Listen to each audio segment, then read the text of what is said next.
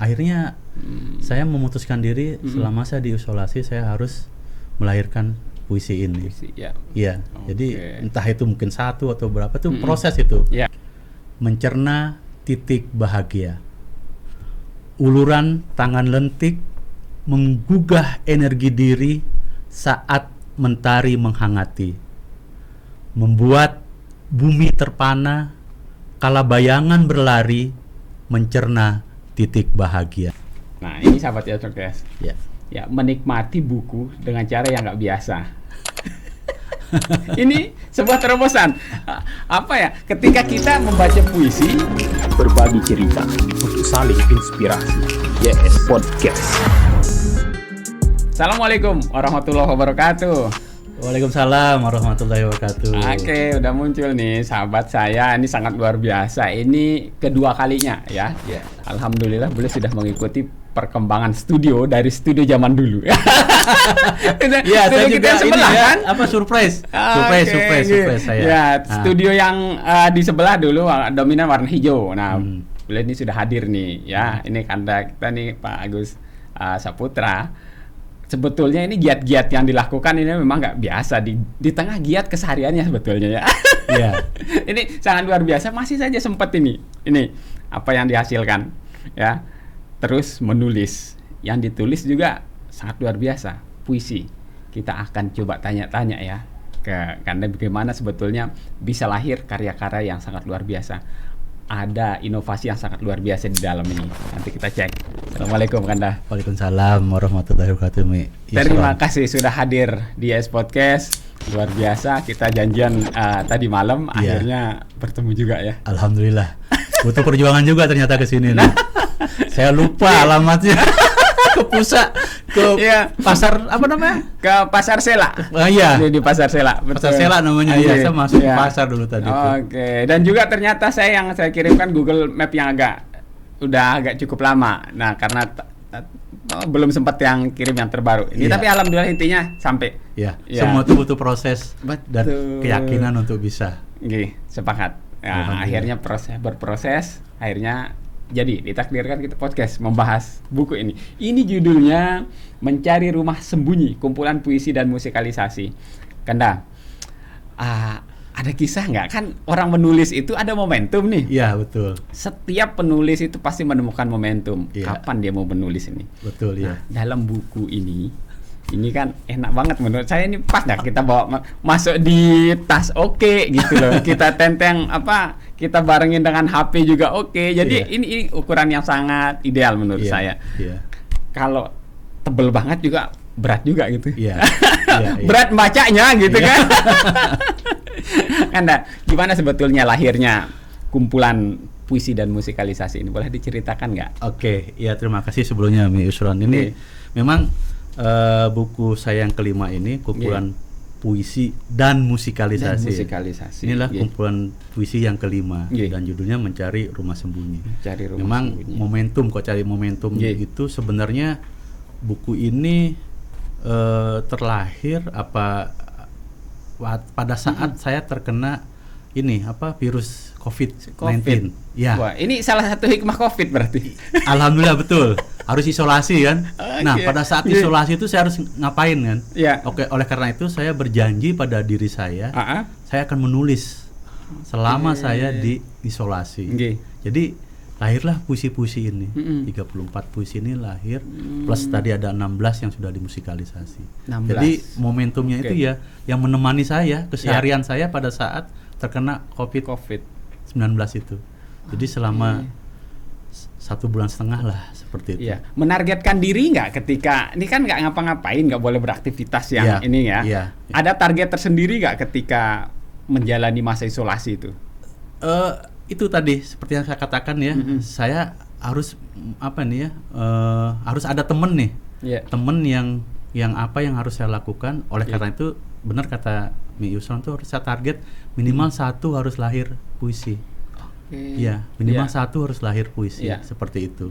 Jadi mungkin kalau orang mengatakan semacam ini ya, tahu sendirilah kita pada saat diponis ya. Betul. Kan secara psikis, mental kita langsung down, dijauhkan dengan keluarga. Bertemu dengan orang juga terbatas. Kan? Nah, akhirnya saya memutuskan diri selama saya diisolasi saya harus melahirkan puisi ini. Iya. Jadi entah itu mungkin 1 atau berapa itu proses itu. Dan itu kan juga tidak mesti harus pagi, siang atau malam itu. Jadi berproses seperti itu. Dan uniknya itu juga selama saya di rumah sakit itu saya ternyata juga sama pihak rumah sakit juga tidak menetap di satu tempat. Jadi kalau saya ingat lagi itu mungkin sekitar 5 kali saya berpindah. 5 kali pindah ruangan. Pindah ruangan saya. Nah, yang rasa syukur saya itu juga saya selama 5 kali itu 4 kali menghadap ke jendela. Nah, jadi kan suasana pagi, sore, malam itu kan terbantu dengan itu saya. Oke. Nah, itu. Oke, sangat luar biasa. Jadi ada COVID membuat kita banyak keterbatasan ya, kemudian melahirkan. Jadi melahirkan menurut saya ini kita belum baca ini. Saya belum baca. Ini spesial loh ya. Saya dibuatkan ini, saya diberikan. Memang sejak beberapa hari lalu saya sudah difotokan. Ini spesial buat nih Isron katanya ini kan Daget nih. Sangat luar biasa. Menjadi kebanggaan sudah 2 buku beliau berarti saya koleksi di sini. Oke, dalam penulisannya kan. Jadi tadi kan udah menarget satu tiap hari ya, bisa juga 2 ya. Ini kan menggambarkan kalau orang menulis dalam keadaan tertekan, mungkin nggak jiwa-jiwa seni itu lahir dengan liar gitu. Artinya kan kita stres itu ketika COVID kan. Sedikit-dikit diperiksa obat, proses kemajuan. Kalaupun kabar yang tidak mengenakan, ininya ngedrop lagi, Pak. Kan itu udah beban gitu. Jadi kita menulis dalam kondisi tertekan. Gimana bisa bebas dari situ kan? Ya justru itu kan kita harus bisa menyeimbangkan diri kan ya. Justru dari proses yang tertekan itulah yang harus kita malih rupa gitu ya. Mungkin dari kalimat atau apa dan sebagainya yang harus saya coba kabarkan gitu kan. Tapi bentuknya memang dalam bentuk puisi gitu. Cara mengabarkannya seperti itu. Karena terus terang kalau istilah sekarang tuh istilah healing ya. Healing. Betul. Nah, healing, saya coba mengartikannya itu dalam bentuk tulisan itu. Walaupun tangan terimpus kan, kan terimpus. Jadi tapi kita dengan keadaan kita yang tanda petik ya terpuruk itu yang coba kita maknai lah dalam bentuk kata atau kalimat atau apa dan seperti itu. Nah itu. Yang mungkin membantu proses saya untuk kepenyembuhan itu. Yang healing tadi itu. Healing tadi ya. Oke, sangat luar biasa bicara dalam keadaan diam kalau saya. Ini bentuknya. Ini hasil bicaranya diam-diam dia berbicara nih kan. Sangat luar biasa. Karena yang kan saya tidak bisa mengatakan mana yang paling menarik. Tapi boleh nggak saya diambilkan salah satu nih. Salah satu yang ini sebagai pembukanya. Mana yang Anda saya coba ya. Coba baca. Ini kan ada selang infus juga judul. Ya. Coba saya baca nih ya yang di halaman 58. 58. Mencerna titik bahagia. Uluran tangan lentik menggugah energi diri saat mentari menghangati. Membuat bumi terpana kala bayangan berlari mencerna titik bahagia. Langit bersorak pelan mengikuti kehanyutan rasa 2 anak manusia.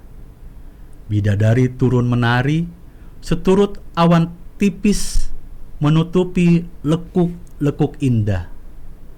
Jika saja isi Mayapada hadir menyaksikan ini, mungkin kebukuan mencair, menyebut nama-nama yang penuh keagungan sebagai perisai diri. Mataram 13 Maret 2021. Luar biasa. Ini yang menulis, yang membaca sendiri tentu beda. Beda penghayatannya kan. Karena mulai giat-giat menulis seperti ini sebetulnya ya terlahir di ketika mahasiswa ataukah sebelumnya? Ya butuh proses ya. Proses karena proses pendidikan tentu saja. Ya, kita mulai dari SD kan, kita udah mulai belajar ini membaca, membaca cepat, terus praktek dalam hal membuat naskah drama kecil-kecilan yang sudah ada. Itu jadi saya udah diperkenalkan waktu sekolah dasar itu untuk kesenian. Terus waktu saya sekolah SMP itu saya udah berani mulai ikut lomba-lomba ya, lomba apa nih, lomba baca puisi dan sebagainya. Ikut Mataram dulu kalau zaman saya untuk lomba-lomba tuh banyak itu. Rame.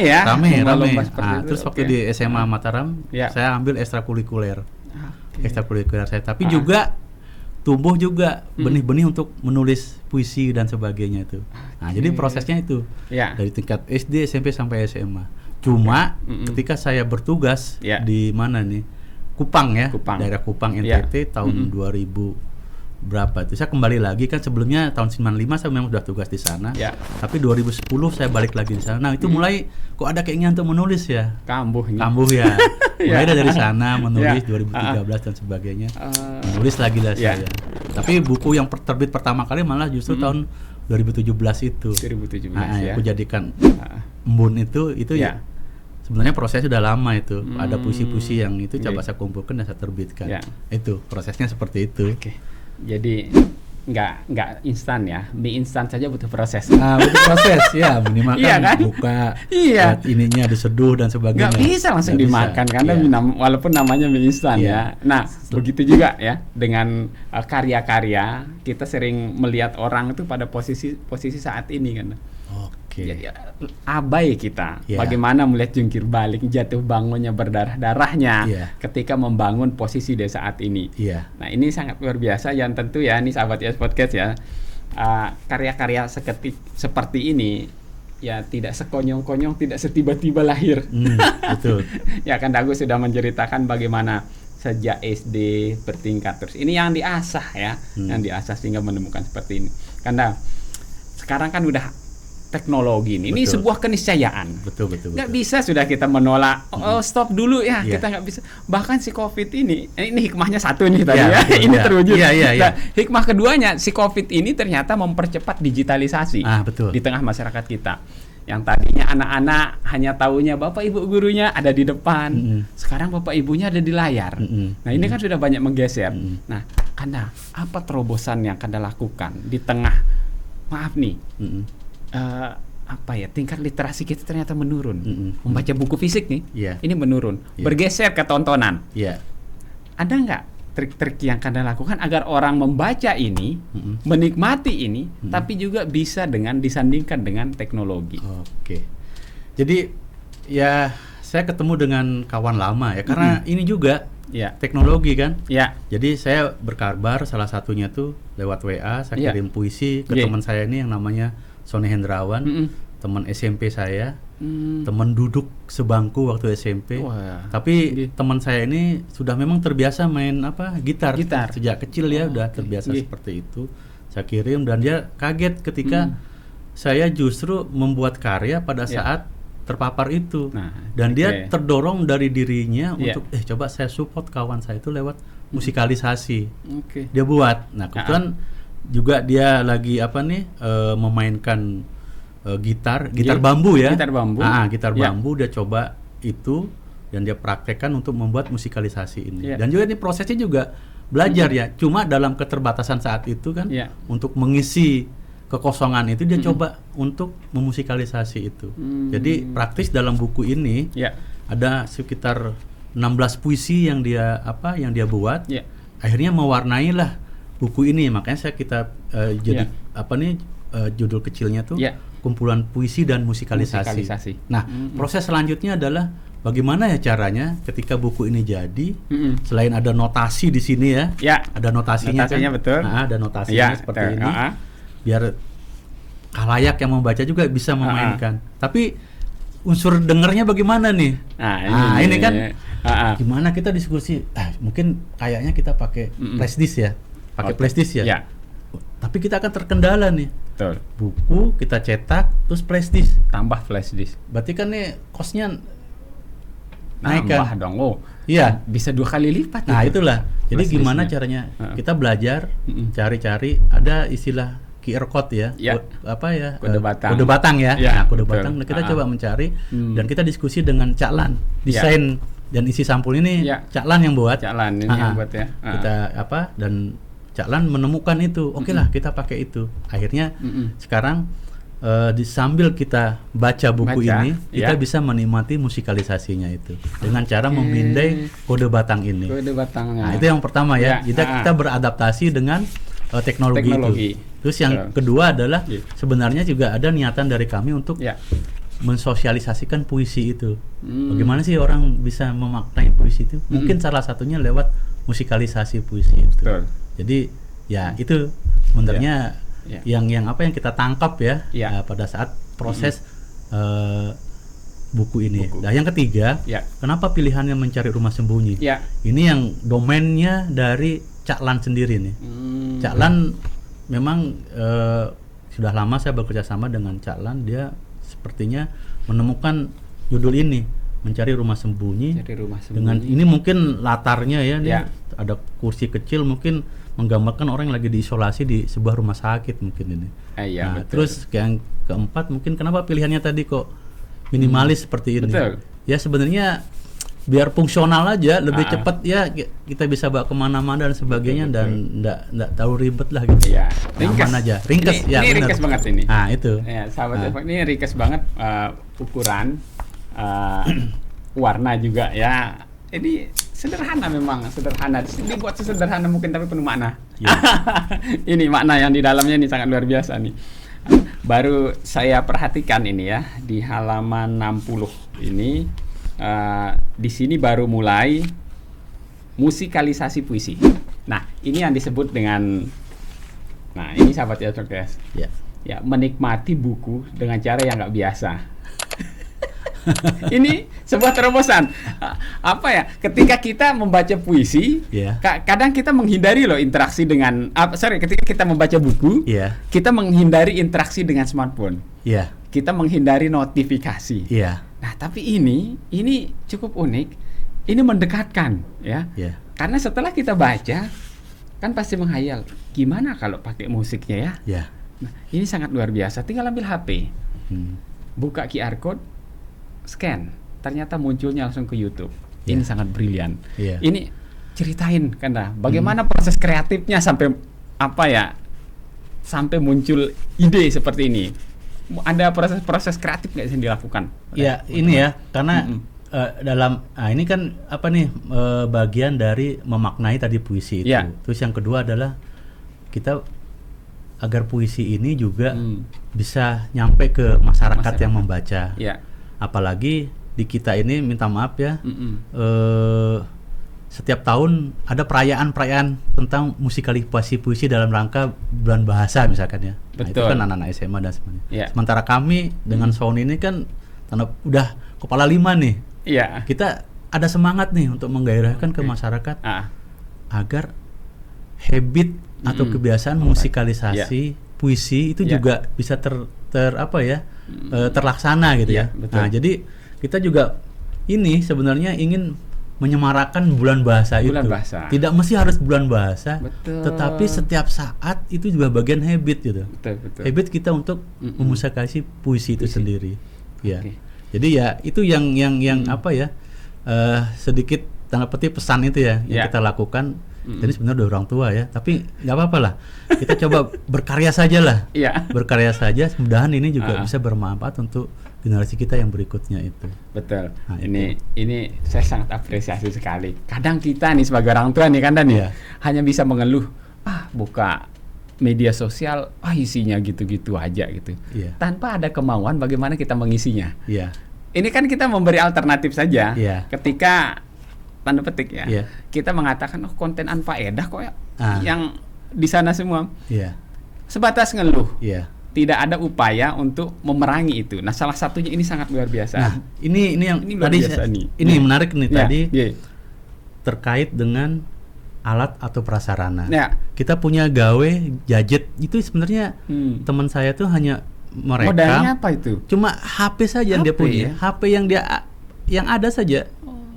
atau studio atau itu, dia nggak melakukan itu, dia hanya pakai HP, manfaatlah sarana yang kita punya. Jadi dia rekam, dia menyanyi, setelah itu mungkin ditambahin lagi karena dia harus video, gambar dan sebagainya. Setelah itu dia upload ke YouTube-nya, Jadi menggunakan alat yang apa yang kita punya untuk gunakan. Jadi ketidaktersediaan itu tidak mengganggu kita untuk berkarya. Betul. Ya, inilah biasanya kalau kita kepepet keterbatasan di situ muncul. Mungkin juga gara-gara pandemi itu juga muncul juga itu ya. Iya. Kita ayo sudah. Betul. Itu. Banyak keterbatasan. Kalau kita berpikir konvensional, tadi kita mikir bagaimana buku ini disertai flash disk. Ya itu. Ya ini kan. Tapi muncullah ide. Ya, saat kepepet ya. Ya ini kan kepepet. Ya kepepet ternyata. Oh ya smartphone itu nggak pernah jauh. Iya. Ya smartphone itu nggak pernah jauh dari samping kita gitu. Akhirnya sangat luar biasa. Menurut saya ini terobosan. Cara baru menikmati puisi. Ini sudah dilengkapi dengan musikalisasi puisi, dengan cara kita sudah bisa alunan musik, kemudian membaca puisinya juga ada di situ semua. Ini sangat keren karena ini. Apa ya? Ya, itu juga ya. Dan karena teman saya ini yang tadi saya bilang Sony Hendrawan ini sebenarnya seorang guru ya. Oh, beliau guru SMP di Sukabumi. Nah, coba Mi Yusron bisa bayangkan nggak kalau nggak ada alat teknologi ini? Saya ada di Mataram sakit, sedangkan teman saya itu ada di Sukabumi. Kok bisa lahir karya seperti ini? Kalau ngirim surat itu zaman saya itu. Zaman saya itu. Tapi dengan ini. Iya. Oke. Itu. Jadi bisa apa? Menyambung gitu kan? Betul. Tersambung kita. Iya. Ya itu tadi kita nggak bisa jauh dengan gadget itu. Ya, itu salah satu jarak juga nggak menjadi halangan untuk kita berkarya. Betul. Dia posisi di Sukabumi. Saya pada saat terpapar tuh ada di Mataram. Tapi lahirlah itulah. Nah, saya juga surprise sebenarnya ketika saya iseng aja lah. Kirim aja kan. Nanti kan berdasarkan moodnya dia, mungkin ini dan sebagainya. Kirim balik lagi, kaget saja. Kok bisa jadi musikalisasi sebenarnya? Dan itu menjadi habitnya. Jadi untuk saat ini Mi Yusron, teman saya ini sekitar 341 puisi yang sudah dimusikalisasi.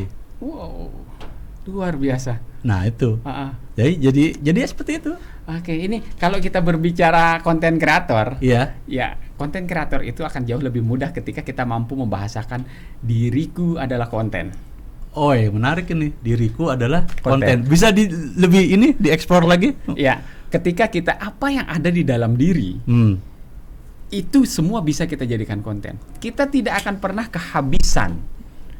Konsepnya begini, kalau kita ingin menggarap konten orang lain, orang lain yang memiliki talenta tapi kita yang mengerjakan, suatu saat pasti ada keterbatasan. Ketika orang tersebut merasa lelah, merasa jengah, itu tidak berasal dari kita yang sebagai konten kreator. Kalau saya bilang ketergantungan gimana tuh? Iya. Kita tidak tergantung, tapi tidak konsep diri ya. Iya, konsep diri ya. Konsep diri.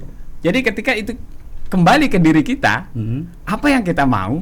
Nah, teman-teman YouTuber sering saya motivasi karena saya juga termasuk pembina YouTuber di Lombok Timur. Iya, alhamdulillah. Nah, jadi yang selalu kita motivasi adalah ke teman-teman, dirimu adalah konten. Jadi segala sesuatu yang teman-teman buat itu betul-betul berasal dari diri.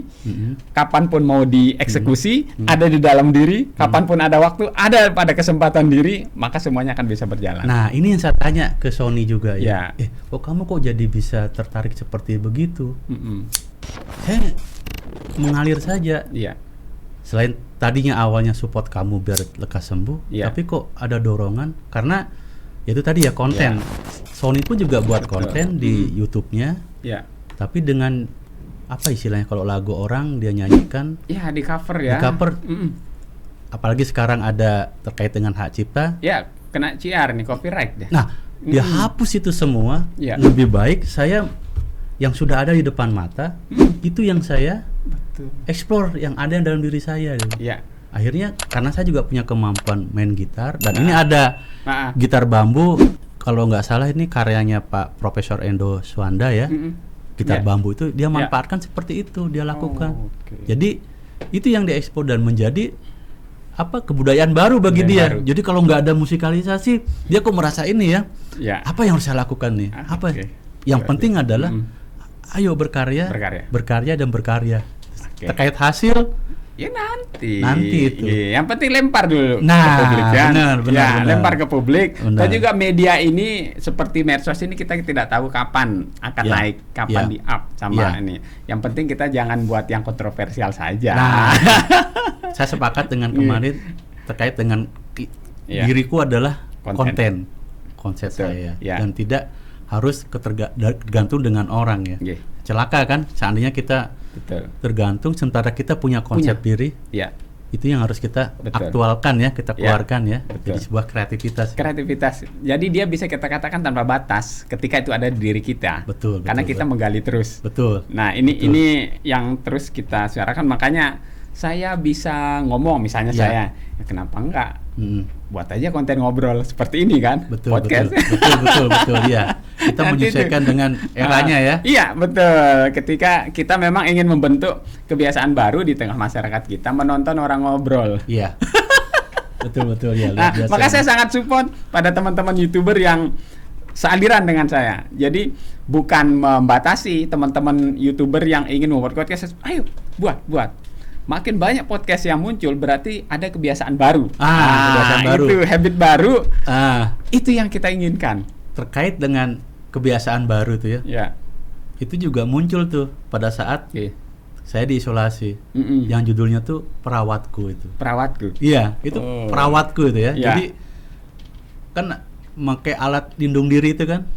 Terinspirasi saya, muncullah itu. Di sini di puisi ini juga ada nih hasil dari itu. Karena adaptasi kebiasaan baru itu kan. Nah itu, jadi itu memang harus itu.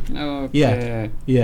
Oke, sangat luar biasa di halaman 33 ini ternyata Perawatku ini. Iya. Kalau mungkin bisa di ini, kita pindai saja, kita dengarkan, mungkin pendek-pendek kok ini. Oke, siap. Kita pilih ya. Iya, kita pindai dia, kita coba. Ya, yang mana ini? Yang Perawatku itu ada. Perawatku di halaman berapa pindainya? Sebentar nih kita cari dulu. Pendek kok dia. Nah ini di halaman 71. 71. Iya. Baik. Ini Perawatku. Ini ada judulnya Perawatku. Kita coba pindai, kita ingin mendengar ya. Ini bentuk digitalisasi visinya. Nah, nih nanti langsung didekatkan di mic-nya. Oke, siap. Saya coba ya, saya pindai. Oke. Ini biar nggak menghayal nih kalau baca puisi ini nih. Bentar.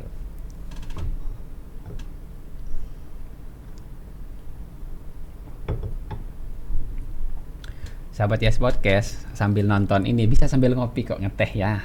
Kami juga seperti itu di sini. Ambil tehnya dulu ya. Oke ya. Oke, siap.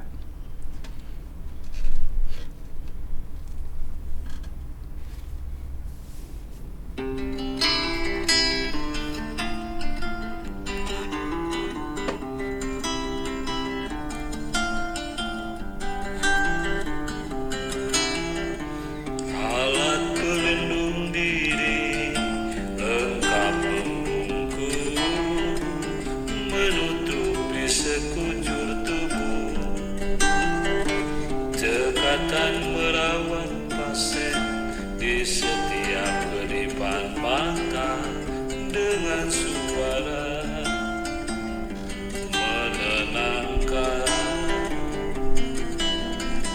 Tak kenal waktu, selalu tanggap tiba, dengan senyum terjaga. Tak kenal waktu, selalu tanggap tiba, dengan senyum terjaga. Nah itu. Jadi gimana ya? Kenapa ide ini muncul Perawatku? Kita kan sehari-hari juga di rumah sakit ketemu ada perawat. Interaksi kan, saling menyemangati ya. Dan ketika saya kasih ke mereka juga mereka surprise. Apalagi sudah ada idenya kan, dibuatkan musikalisasinya. Ini tumben ada satu pasien yang buatkan kamu. Iya kan? Iya. Sama-sama ini kan pingin perawat dengan tugas dan kewajiban, saya juga ingin juga mengapresiasi bentuk terima kasih saya kepada perawat yang seperti itu. Apalagi pakai klipnya nanti perawatnya itu langsung gitu.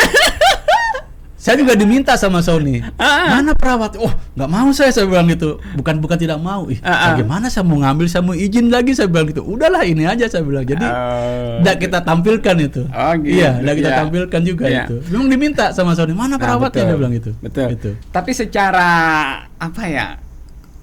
Kebiasaan baru ini menurut saya ini cara menikmati yang luar biasa. Kan nggak mungkin kita harus googling kan? Googling di YouTube kemudian nyari yang judulnya nggak bisa gitu loh, agak sulit ya. Tapi dengan bantuan QR dengan bantuan ini ini sangat luar biasa. Ini sangat mempermudah. To the point, langsung menuju menuju ke judul yang ini ya. Nah ini sangat luar biasa. Ini cara-cara baru. Inilah namanya inovasi ya. Inovasi yang sangat luar biasa. Menurut saya juga ATM-nya amati tiru modifikasinya kayaknya sangat tinggi banget ini. Dan ini muncul sendiri loh ide ini ya. Betul, ide sendiri ini. Ini terobosan-terobosan Kanda yang sangat luar biasa di tengah kebiasaan menonton. Nah kan, kebiasaan menonton masyarakat kita walaupun yang disajikan itu sebetulnya bacaan. Tapi dengan konsep media sosial saat ini ternyata mampu membawa masyarakat kita. Nah, tadi saya katakan gunakanlah alat yang apa yang kita punya. Tadi dari sisi sound ya itu kan kentara sekali kan, volumenya juga nggak terlalu besar karena kita memang nggak direkam lewat studio ya, nggak di aransemen sendiri ya. Nggak ada studio, jadi cuma pakai HP saja. Sehingga nanti untuk menaikkan volumenya butuh bantuan alat sendiri. Tapi itu next lah. Nanti untuk prode berikutnya nanti mungkin kami dengan Sony coba kita masuk ke studio dan kita kita buat semacam apalah puisi musikalisasi yang lebih ada sentuhan dari studionya itu. Diseriusin ini ya. Jadi intinya ketika ada inspirasi dan sebagainya, kita buat saja sudah. Taruh sudah, nanti belakangan baru kita memperbaiki lah, aransemen ulang lah, atau mengajak teman-teman yang lain untuk saling mengapresiasi dan sebagainya. Dan minimal paling tidak dari buku ini saya juga bisa berharap puisi bisa lebih memasyarakat, memancing teman-teman yang lain untuk mengeluarkan idenya, kreativitasnya. Ini kan musikalisasi bisa jadi menjadi makna baru dari puisi itu sendiri. Kan harus dibaca dulu minimal apa sih maksudnya, mengartikan dan sebagainya. Nah, kalau sudah jadi musik itu kan ada semacam harmonisasi dan sebagainya untuk bisa kita lebih menikmati. Oh, itu yang maksudnya dalam puisi. Kan beda tadi. Waktu saya baca dengan ketika udah ada bentuk musiknya itu kan. Saya ngangguknya udah beda. Walaupun yang tadi baca orang yang buat kan. Betul. Tapi kan kita menikmati, artinya dua versi ini kan pilihan. Betul. Cara menikmatinya selalu ini kan sudah menikmati dua pilihan. Silahkan dengan gaya-gaya si pembaca kan, membaca silahkan. Tapi ada ternyata gaya lain. Ini ditaruhkan musikalisasi dengan gaya membaca. Artinya mana yang disukai? Betul. Akhirnya mana Kanda Agus ini Anda sudah memiliki dua alternatif. Silahkan baca sendiri ataupun bisa dinikmati dengan cara yang satu lagi. Betul. Nah, ini poinnya. Jadi ada alternatif. Ada solusi sangat luar biasa. Kanda, terakhir ini. Apa yang diharapkan ke depan? Ini kan sudah terobosan sangat luar biasa nih menurut saya. Melahirkan karya-karya seni dalam bentuk kumpulan puisi, tapi sudah dilengkapi musikalisasi dan sudah menggunakan teknologi yang kekinian gitu. Nah, tidak jauh dari kita. Nah, ke depan apa yang Anda harapkan lagi terkait dengan ini? Terus terang ini untuk menumbuhkan di tengah generasi muda kita yang sudah makin jauh dengan buku untuk masuk membawa mereka kembali. Menurut Kanda Agus melalui karya-karya apa lagi yang perlu kita lakukan ke depannya? Saya kira ini untuk kaum milenial ya. Kita harus memberi ruang untuk mereka untuk berekspresi berekspresi dan jangan takut gagal. Jangan takut gagal. Tapi ekspresikanlah apa yang ada pada dirimu itu. Dan kedua, banyak-banyak baca buku juga. Literasi. Literatur. Yang ketiga, teknologi itu akrabi. Jangan kita menjauh, justru harus kita mendekat dan ambil manfaatnya apa. Nah, dari ramuan itu itu akan meyakini pada diri kita bahwasanya kalau kita bisa, pasti bisa, yakin bisa. Itu aja menurut saya, pesan saya. Pasti bisa, yakin bisa. Ya. Ini sangat luar biasa. Ini sahabat-sahabat YS Podcast ini terutama nih bagi penggemar puisi ya, ini sesuatu banget deh menurut saya. Ini ada terobosan, ada inovasi yang sangat luar biasa. Ke depan siapa tahu teman-teman setelah menonton podcast ini lahir lagi inovasi-inovasi baru terkait dengan bidang-bidang yang lain, bidang kesenian dan yang lain ya. Ini yang kita harapkan. Terima kasih Kanda. Terima kasih Mi Yuswan. Sangat luar biasa. Terima kasih saya juga bisa bertemu kembali di sini. Saya meluangkan waktu di tengah kesibukan beliau nih. Kalau pulang nih saya akan pulang nih, walaupun tugasnya kemana-mana sudah ya. Insya Allah. Tapi ketika pulang, beliau saya bilang, ingat, mampir. Kan ini menjadi motivasi baru kalau ketemu Mami Yusron, minimal harus ada karya yang lahir ya. Wah, luar biasa ya. Harus saling dukung. Ya, semoga podcast ini bermanfaat. Saya yakin nih, tadi banyak yang clue-clue inovatif yang Kanda Agus bisa ceritakan ini. Bagi kita yang masih muda-muda ini, ingat beliau ini udah kepala 5 tapi tidak berhenti di situ ya, terus melahirkan karya. Ini yang saya sangat apresiasi sekali. Semoga banyak lagi tokoh-tokoh kita seperti ini yang terus memberikan energi positif di lingkungan sekitarnya. Nah, kita mau lebih luas lagi, kita pakailah media sosial ini. Hari ini Kanda Agus sudah bercerita apa latar belakang menulis, terus inovasi yang dilakukan. Semoga sahabat-sahabat YS Podcast tertular ya. Kalau COVID-nya jangan, tadi cukup Kanda Agus saja yang menengok. Ya, minimal jadi alumni lah. Ya. Barisan alumni COVID. Ya. Nah, energi-energi positif tadi yang diceritakan bisa mengalir ke kita semua. Terus berkreasi teman-teman. Saya sudah menyepakati tadi dirimu adalah konten. Nah, silahkan ya terjemahkan teman-teman yang ingin bergelut di bidang konten kreatif. Silahkan ya. Apa yang dimiliki kembangkan saja. Nanti kita tidak tahu. Serahkan semuanya di media sosial. Pada akhirnya masyarakat akan menilai. Ya, insya Allah kalau positif selalu berkontribusi baik. Mantap. Terima kasih Kanda. Terima kasih. Sekali lagi. Sukses selalu. Sukses selalu Kanda. Semangat anak muda. Semangat dong, harus itu ya. Oke, demikian sahabat YS Podcast yang bisa sampaikan. Ketemu lagi di konten-konten berikutnya. Jangan lupa ya. Ini karya yang sangat super luar biasa ya. Ini semoga nanti bisa banyak beredar di toko-toko buku karena bisa mudah kita temukan ini.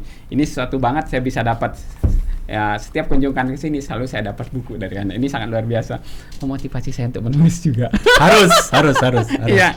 Oke, sahabat YS ketemu lagi. Assalamualaikum warahmatullahi wabarakatuh. Waalaikumsalam warahmatullahi wabarakatuh. Berbagi cerita untuk saling inspirasi. YS Podcast.